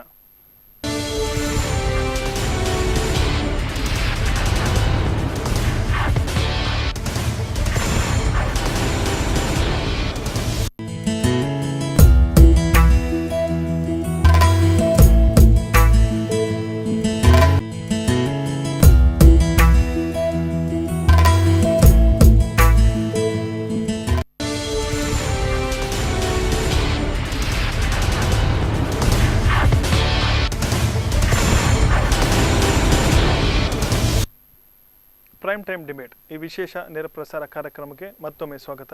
ವೀಕ್ಷಕರೇ, ಅತಿಥಿಗಳನ್ನ ಮತ್ತೊಮ್ಮೆ ಸ್ವಾಗತ ಮಾಡ್ತಾ. ಸರ್, ಕಸ ವಿಲೇವಾರಿ ಬಗ್ಗೆ ಹೇಳ್ತಾ ಇದ್ರಿ, ನೀವು ಟೆಂಪೋ ಇದೆ, ಟೆಂಪೋದ ಬಗ್ಗೆ ಹೇಳ್ತಿದ್ರಿ, ಹೇಳಿ ಸರ್. ಕಸವನ್ನ ಇವತ್ತು ನಮ್ಮ ಅಂತೇಳಿ ಎಲ್ಲ ಗ್ರಾಮ ಪಂಚಾಯತ್, ಹೆಚ್ಚಿನ ಗ್ರಾಮ ಪಂಚಾಯತ್ಗಳಲ್ಲಿ ಇವತ್ತು ಕಸ ವಾಹನ ವ್ಯವಸ್ಥೆ ಇದೆ. ವಾಹನದ ಮೂಲಕ ಮನೆ ಮನೆಗೆ ಹೋಗಿ ಕಸವನ್ನ ಸಂಗ್ರಹಿಸುವಂಥದ್ದು. ಅದನ್ನು ಮತ್ತೊಂದು ಪ್ರತಿಯೊಂದು ಗ್ರಾಮ ಪಂಚಾಯತ್, ಇವತ್ತು ಹೆಚ್ಚಿನ ಗ್ರಾಮ ಪಂಚಾಯತ್ಗಳಲ್ಲಿ SLRM ಘಟಕವನ್ನ ಮಾಡಿದ್ದಾರೆ. ಘನ ಮತ್ತು ದ್ರವ. ಒಂದು ಕರೆ ಇದೆ sir. Hello hello hello sir, ನಮಸ್ತೆ. ತಮ್ಮ ಹೆಸರು? ರಾಯನ್. ರಾಯನ್, ಹೇಳಿ ರಾಯನ್, ಎಲ್ಲಿಂದ? ಸುಭಾಷ್ ನಗರಿಂದ ಸರ್. ಹೇಳಿ ರಾಯನ್. ಸರ್, ಈಗ ಯಾವುದಾದ್ರೂ ಕಸ ರೋಡ್ ಸೈಡ್ ಬೀಳ್ಬೇಕಾದ್ರೆ ಅದಕ್ಕೆ ಏನಾದ್ರೂ ಇನ್ಪುಟ್ ಇರ್ಬೇಕು. ಅಂದ್ರೆ ಪ್ಲಾಸ್ಟಿಕ್, ಸಿಂಗಲ್ ಯೂಸ್ ಪ್ಲಾಸ್ಟಿಕ್. ನಾನು ಈಗ ಗೂಗಲ್ ಅಲ್ಲಿ ಆಗಿ ನೋಡುವಾಗ 2012 ಅಲ್ಲಿ ಉಡುಪಿಯಲ್ಲಿ ಪ್ಲಾಸ್ಟಿಕ್ ಬ್ಯಾನ್ ಮಾಡಿದ್ದಾರೆ. ಟೈಮ್ಸ್ ಆಫ್ ಇಂಡಿಯಾ ಇದರಲ್ಲಿ ನೋಡಿದೆ ನಾನು ನ್ಯೂಸ್ ಅಲ್ಲಿ. ಓಕೆ, ಈಗ 7 years ಆಯ್ತು, ಆದ್ರೆ ಸಹ ಎಂತ ಆಕ್ಷನ್ ಮಾಡ್ಲಿಲ್ಲ. ನಾನು ನಮ್ಮ ಊರಲ್ಲಿರುವ 30 ಅಂಗಡಿಯಲ್ಲಿ ಸರ್ವೆ ಮಾಡಿದ್ದೆ. ಅವರು ದಿನಕ್ಕೆ ಎಷ್ಟು ಪ್ಲಾಸ್ಟಿಕ್ ಜನರಿಗೆ ಕೊಡ್ತಾರಂತ. 30 ಅಂಗಡಿಯಲ್ಲಿ ಒಂದು ದಿನಕ್ಕೆ 2120. ಓಕೆ, ಒಂದು ತಿಂಗಳಿಗೆ 63,600. ಒಂದು ವರ್ಷಕ್ಕೆ 7,63,200. ಖಾಲಿ 30 ಅಂಗಡಿಯಲ್ಲಿ. ಅಂದ್ರೆ ಅದು ಪೀಸಸ್ ಪ್ಲಾಸ್ಟಿಕ್ ಚೀಲಗಳು ಅಷ್ಟು ಹೋಗಿದೆ. Single use plastic. ಅಂದ್ರೆ ಈಗ ಅಂಗಡಿಗೆ ಐಟಮ್ ಪರ್ಚೇಸ್ ಮಾಡುವಾಗ ಕೊಡ್ತಾರಲ್ಲ. ಖಂಡಿತ ಹೌದು. ಉಡುಪಿಯಲ್ಲಿ ಎಷ್ಟು ಅಂಗಡಿ ಇದೆ? 30 ಅಂಗಡಿಯಲ್ಲಿ ಒಂದಿನಕ್ಕೆ 2,120 ಆದ್ರೆ ಉಡುಪಿಯಲ್ಲಿ ಒಂದು 30,000 ಪ್ಲಸ್ ಇಲ್ವಾ ಅಂಗಡಿ? ಖಂಡಿತ. ಇದು ಇನ್ಪುಟ್ ಆಯ್ತು, ಅದು ಮತ್ತೆ ಔಟ್ಪುಟ್ ಆಗಿ ಇದಾಗ್ತದಲ್ಲ. ಮತ್ತೆ ಸೆಕೆಂಡ್ ಪಾಯಿಂಟ್ ಸರ್, ಇದು ಇದರಲ್ಲಿ ಒಂದು ರೂಲ್ ಇದೆ. ಏನಂದ್ರೆ ಅವರು ಫಸ್ಟ್ ವಾರ್ನಿಂಗ್ ಕೊಡ್ತಾರಂತೆ, ಮತ್ತೆ ಫೈನ್ ಹಾಕ್ತಾರಂತೆ. ನನ್ನ ಪ್ರಕಾರ ಇದು ರಾಂಗ್. ಯಾಕಂದ್ರೆ ಒಂದು ಬೇಸಿಕ್ ಮ್ಯಾನರ್ಸ್ ಅದು.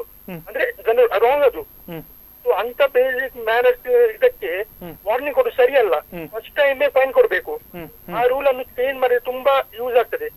ಯಾಕಂದ್ರೆ ಜನರು ನೆಗೆಟಿವ್ ಎಂತಿಲ್ಲ, ಪ್ಲಾಸ್ಟಿಕ್ ಬಿಸಾಡಿದ್ರೆ ಸಿಕ್ಕಿ ಬಿಡಿದ್ರೆ ವಾರ್ನಿಂಗ್ ಕೊಡ್ತಾರೆ, ಸೆಕೆಂಡ್ ಟೈಮ್ ಬಿಸಾಡ್ ಬರೋದು ಅಷ್ಟೇ. So direct first time fine ಕೊಡ್ಬೇಕು. ಇದು ನಂದೊಂದು ಅನಿಸಿಕೆ. ರಾಯ್, ನಾನು ಇನ್ನೊಂದು ಕೇಳಲಿಕ್ಕೆ ಇಷ್ಟಪಡ್ತೇನೆ ರಾಯ್, ನಿಮ್ಮಲ್ಲಿ ಈ ಅಂಗಡಿಗಳಿಂದ ತಾವೇ ಸರ್ವೆ ಮಾಡಿದಾಗೆ ಹೇಳಿದ್ರಿ ದಿನಕ್ಕೆ 2,000 ಚಿಲ್ಲರೆ, ತಿಂಗಳಿಗೆ 63, ವರ್ಷಕ್ಕೆ 7 ಲಕ್ಷದ ಪ್ಲಾಸ್ಟಿಕ್ ಕೊಡ್ತಾರೆ ಅಂತೇಳಿ. ಮತ್ತೊಂದು ನಾನು ಇಷ್ಟಪಡ್ಲಿಕ್ಕೆ ಹೇಳ್ತೇನೆ, ಒಬ್ರು ಒಂದು ಅಂಗಡಿಗೆ ಹೋಗಿ ಬ್ರೆಡ್ ಒಂದು 10 ರೂಪಾಯಿ ಬ್ರೆಡ್ ತಗೊಂಡ್ರೆ ಕೇಳ್ತೇನೆ ಪ್ಲಾಸ್ಟಿಕ್ ಇದೆಯಾ, ಒಂದು ಕೆಜಿ ಸಕ್ಕರೆ ತಕೊಂಡ್ರೆ ಕೇಳ್ತೇನೆ ಕ್ಯಾರಿ ಬ್ಯಾಗ್ ಇದೆಯಾ, ಒಂದು ಪ್ಯಾಕೆಟ್ ಹಾಲು ತಕೊಂಡ್ರೆ ಸಹ ಕೇಳ್ತೇನೆ ಅವ್ರು ಕ್ಯಾರಿ ಬ್ಯಾಗ್ ಕೊಡ್ತೀರಾ ಅಂತೇಳಿ. ಒಂದು ಕಡೆ ಅವನದ್ದು ಅಂಗಡಿ ಅವನದ್ದು ತಪ್ಪು ಅಂತ ನಾನು ಹೇಳೋದಿಲ್ಲ, ಯಾಕಂತ ಹೇಳಿದ್ರೆ ಅವನದ್ದು ವ್ಯಾಪಾರ. ಅವನು ಒಂದು ಲೀಟರ್ ಹಾಲು ಕೊಡ್ತಾನ, 1 ಲೀಟರ್ ಬ್ರೆಡ್ ಕೊಡ್ತಾನ, ಏನೋ ಒಂದು ಕೊಟ್ಟವಾಗ ಅವನು ಕೇಳಿದ್ರಲ್ಲಿ ಹೇಗೆ ತಕೊಂಡು ಹೋಗುದಪ್ಪ, ಹೌದು ನಾನು ಕೊಡ್ಬೇಕಂತೇಳಿ. ಇದಕ್ಕೆ ನನ್ನ ಸೊಲ್ಯೂಷನ್ ಇದೆ.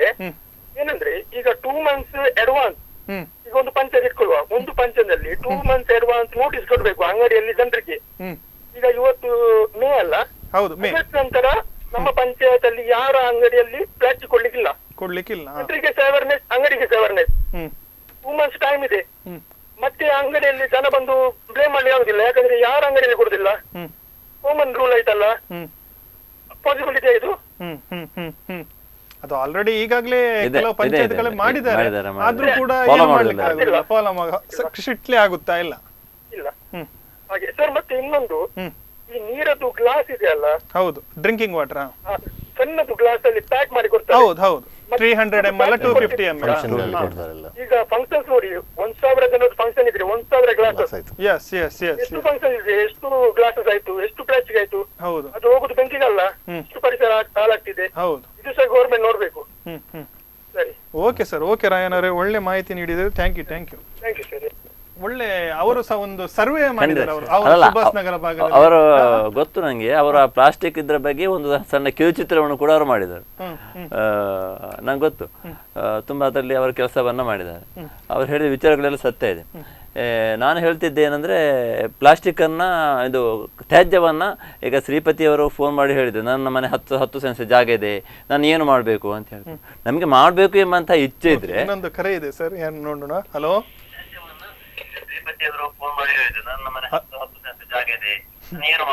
ಹಲೋ ಸರ್, ನಿಮ್ಮ ಟಿವಿ ವಾಲ್ಯೂಮ್ ಮ್ಯೂಟ್ ಮಾಡಿ ಸರ್, ಮತ್ತೆ ಮಾತಾಡಿ. ಟಿವಿ ವಾಲ್ಯೂಮ್ ಅನ್ನು ಮ್ಯೂಟ್ ಮಾಡಿ. ಯಾಕಂತ ಹೇಳಿದ್ರೆ, ನಾನು ಈಗ ಕರೆ ಮಾಡಿದ್ದೆ ದುಬೈಯಿಂದ, ಶ್ರೀಪತಿ ಪಾಡ್ಕರ್, ಹೇಳಿ ಸರ್. ಹೌದು, ಅವ್ರು ಹೇಳಿದ್ರು, ಈಗ 1 ಕೆಜಿ ಸಕ್ಕರೆ ತಕೊಂಡ್ರೆ, 1 ಕೆಜಿ 1 ಲೀಟರ್ ಹಾಲು ತಕೊಂಡ್ರೆ ಪ್ಲಾಸ್ಟಿಕ್ ಕೇಳ್ತಾರೆ ಅಂತ ಹೇಳಿ. ಪ್ಲಾಸ್ಟಿಕ್ ಬ್ಯಾನ್ ಆದ ನಂತರ ಪ್ಲಾಸ್ಟಿಕ್ ಎಲ್ಲಿಂದ ಬರ್ತದೆ ಸರ್ ಅಂಗಡಿಗೆ? ಈಗ ಗ್ರಾಮ ಪಂಚಾಯತ್ ಆಗ್ಲಿ ಅಥವಾ ಜಿಲ್ಲಾ ಪಂಚಾಯತ್ ಆಗ್ಲಿ ಸರ್ಕಾರ ಆಗ್ಲಿ, ಬ್ಯಾನ್ ಅಂದ ನಂತರ ಆ ಉತ್ಪನ್ನ ಎಲ್ಲಿಂದ ಬರ್ತದೆ?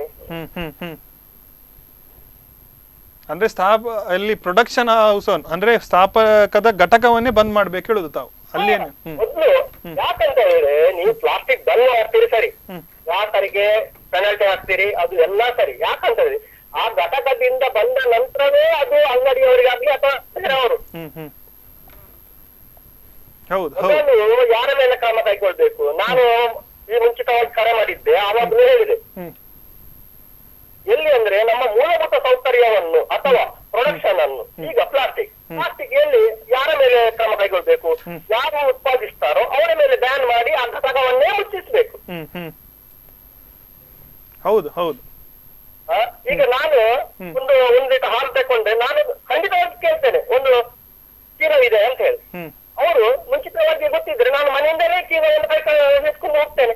ಯಾಕಂದ್ರೆ ಮುಂದೆ ಒಂದು 50 ವರ್ಷದ ಹಿಂದೆ ಅಥವಾ ಒಂದು 35 ವರ್ಷದ ಹಿಂದೆ ಮನೆಯಿಂದಲೇ ಕೈ ಚೀಲ ಇಟ್ಕೊಂಡು ಹೋಗುವ ಪದ್ಧತಿ ಇತ್ತು.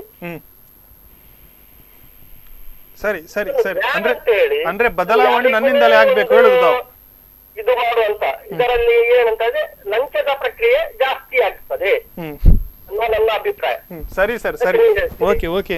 ದೂರದ ದುಬೈಯಿಂದ ಕರೆ ಮಾಡಿದ್ರೆ ಬ್ಯಾನ್ ಅಂತ ಹೇಳ್ತಾರೆ, ಮತ್ತೆ ಅದನ್ನು ಇದು ಮಾಡಬಾರ್ದು, ತಕೊಂಡವನಿಗೆ ಶಿಕ್ಷೆ, ಕೊಟ್ಟವನಿಗೆ ಇಲ್ಲ. Okay sir, okay okay. ಕರೆ ಮಾಡಿದ್ದಕ್ಕೆ ಧನ್ಯವಾದ. Okay sir. ಅವರು ಹೇಳಿದ್ರು, ಅವರು ಆಗಷ್ಟೇ ಒಂದು ಕರೆ ಮಾಡಿದ್ರು ವಿಲೇವಾರಿ ಬಗ್ಗೆ ವಿಲೇವಾರಿ ಅದಕ್ಕೆ ಬಗ್ಗೆ ನೀವು ಒಂದು ಕ್ಲಿಯರ್ ವಿಲೇವಾರಿ ಮಾಡೋದಂದ್ರೆ ಈಗ ಫಸ್ಟ್ ಆಫ್ ಆಲ್ ಅವರು ದಂಡ ಹಾಕಿದ್ರೇನೆ ನಾನು ಸುಧಾರೋದು, ಇಲ್ಲದ್ರೆ ನಾನು ಸುಧಾರೋದಿಲ್ಲ ಎಂಬಂತ ಮನೋಭಾವನೆ ಬಿಟ್ಟು ಬಿಡ್ಬೇಕು. ಮತ್ತು ಏನು ಸರ್ಕಾರ ಇವತ್ತು ನಿಷೇಧ ಹೇರಿದೆ ಅದನ್ನು ಕಡ್ಡಾಯವಾಗಿ ಅದನ್ನ ಜಾರಿಗೆ ತರುವಲ್ಲಿ ನಮ್ಮ ಆಡಳಿತ ವ್ಯವಸ್ಥೆ ಸ್ವಲ್ಪ ತಪ್ಪಿದೆ ಅಂತ ಹೇಳಿದ್ರೆ ತಪ್ಪಾಗ್ಲಿಕ್ಕಿಲ್ಲ, ಎಡವಿದೆ ಅಂತ ಹೇಳಿದ್ರೆ ತಪ್ಪಾಗ್ಲಿಕ್ಕಿಲ್ಲ. ಅದನ್ನು ಏನು ಇವತ್ತು ನಿಷೇಧ ಹೇರಿದೆ ಪ್ಲಾಸ್ಟಿಕ್ ಮೇಲೆ, ಅದನ್ನು ಒಂದು ಕಡ್ಡಾಯವಾದಂಥ ರೀತಿಯಲ್ಲಿ ಅದು ಪರಿಣಾಮಕಾರಿಯಾದಂತಹ ರೀತಿಯಲ್ಲಿ ಆ ನಿಷೇಧ ಜಾರಿಗೆ ಬರಬೇಕು. ಆಗ ಪ್ಲಾಸ್ಟಿಕ್ ಬಳಕೆಯನ್ನು ನಿಷೇಧಿಸಬಹುದು ಅವರು ಹೇಳಿದ ರೀತಿಯಲ್ಲಿ. ಸೆಕೆಂಡ್, ಪ್ಲಾಸ್ಟಿಕ್ ಬಳಕೆಯನ್ನು ನಾವು ಅದೇ ದಂಡ ಹಾಕಿದ್ರೆ ಮಾತ್ರ ನಾನು ಸುಧಾರೋದಿಲ್ಲ, ನಾನು ಸುಧಾರೋದಿಲ್ಲ, ನಾನು ನನ್ನ ಕೆಲಸ ಮಾಡ್ತಾ ಇರ್ತೇನೆ. ಅವ್ರು ಹೇಳಿದರು ಒಂದು ಅರ್ಧ ಹಾಲು ಒಂದು ಪ್ಯಾಕೆಟ್ ಹಾಲು ಕೊಟ್ಟರೆ ಕೂಡ ನಾನು ಪ್ಲಾಸ್ಟಿಕ್ ತೆಗೆದುಕೊಳ್ತೇನೆ ಅಂತ ಹೇಳಿದರು. ಅಂದರೆ ನಾನು ತೆಗೆದುಕೊಳ್ತೇನೆ, ನೀವು ಸರಿ ಮಾಡಿ, ನೀವು ಕೊಂಡೋಗಿ ಅದನ್ನು, ಈ ರೀತಿ ಒಂದು ಕಸ ತೊಟ್ಟಿದಾಗ ವಿಚಾರವನ್ನು ಹೇಳಿದೆ.